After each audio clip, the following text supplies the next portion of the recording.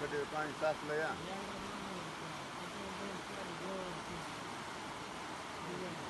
गाड्या 2-3 वेळेस नाही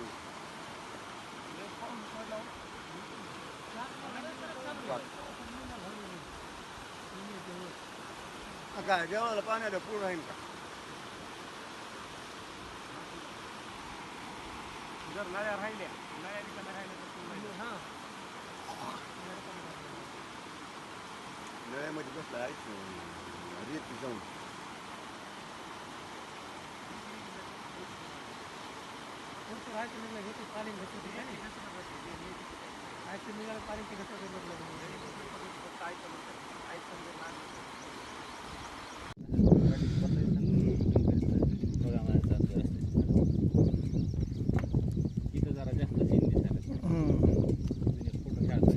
नाही फोटो नाही व्हिडिओज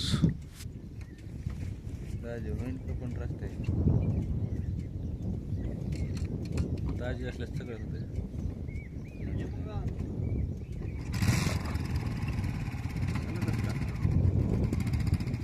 अरे मी येऊ दे तोर मला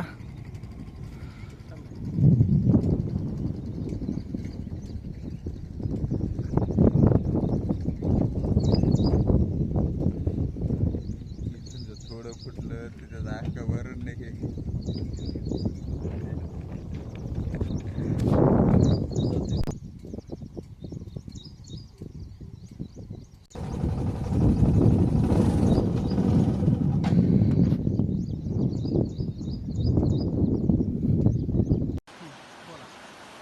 आज या ठिकाणी साळेगाव नदीत पाणी आलेलं आहे.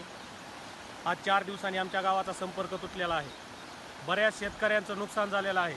रानातील माती वाहून गेलेली, एवढा पाऊस झालेला आहे तरी आज शासनाचं आमच्याकडे दुर्लक्ष आहे.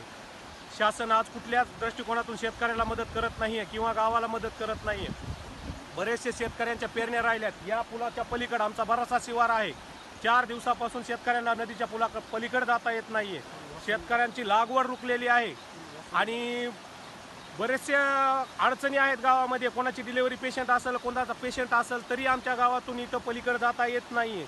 तरी या पुलाचं काम आम्ही गेली 15 वर्ष झालं शासनापुढे मांडत आहात तरी या पुलाचं काम झालेलं नाही. आम्ही प्रत्येक आमदारापाशी रडलेला आहात, प्रत्येक आमदारापाशी जाऊन आलेला आहात तरी आमच्या कुठल्याही आमदाराने आमच्याकडे लक्ष दिलेलं नाही.